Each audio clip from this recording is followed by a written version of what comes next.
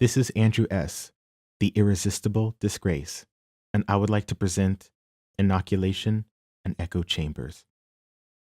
Within online Mormonism, there is frequently a discussion about spiritual inoculation. This concept that if the church or informed faithful members could prime other members with enough context about unsavory or surprising elements of history or theology, then those members would be better equipped to handle those elements. Put a bit differently, the idea is that the real issue of faith crises isn't necessarily learning unsavory history or theology, but a crisis of trust that one didn't hear it first from one's own community. Or perhaps, in fact, the community may have strenuously rejected. I was thinking recently about an exercise that I sometimes do online. Sometimes I will intentionally wade into spaces, blogs, social media accounts, websites, whatever, of people whom I disagree with. It's good when they present their positions kindly and cautiously, but generally, I will go knowing that it'll be hostile, perhaps even definitely hostile against me or something about me. I try to sit in those spaces, feeling the hairs on my neck raise, feeling the tension in my gut, feeling my blood pressure rising. And I sit with that and try to get used to it. I try to understand where the other person is coming from, not necessarily to agree with it or even to see if I can disprove it, but just to see that I can understand. Maybe to see if I can come to understand their position enough to restate it in a way they would accept. But what I really want to do is see if I can distance myself from that gut reaction just a little bit. So that the next time I encounter that position, maybe the hairs won't raise quite as high. Maybe my blood pressure won't rise so much. I was thinking about being raised in the LDS Church, a religion I don't believe in, with values too white, too heteronormative, too theistic, and too conservative for me to find a whole lot of common ground with. I understand that each of those things has caused profound grief for various people.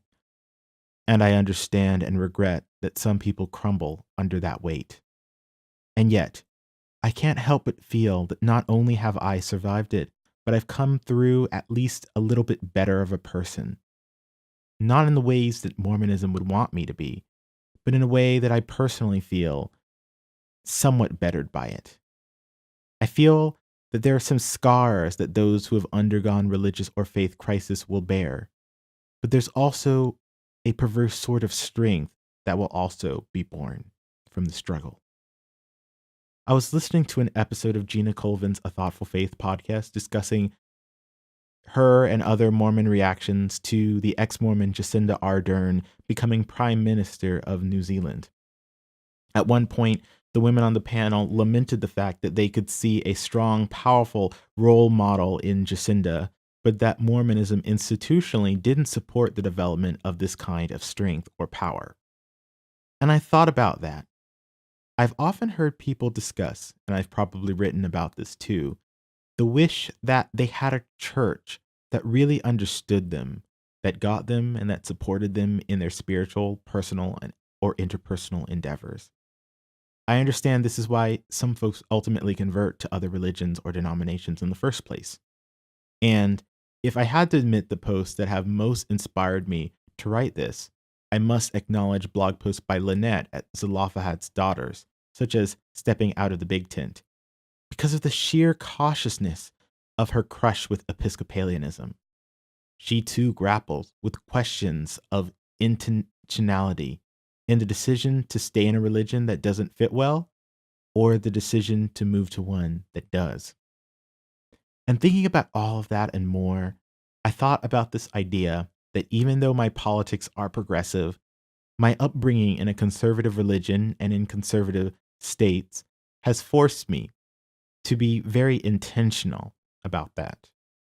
Conservatism was the background expectation, and everything else was hard won. For most feminists in Mormonism, I understand too that feminism was hard won rather than just a given. I read the stories of LGBT folks who had to go through a personal or interpersonal hell inside the church before they could come to a knowledge of their value and worth and goodness. I can't say this is how things should be. After all, as I noted before, unfortunately, some people crumble under the weight. But is there something to having that? To having that counterweight?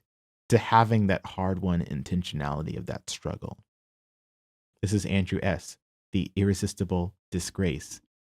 And this was Inoculation and Echo Chambers.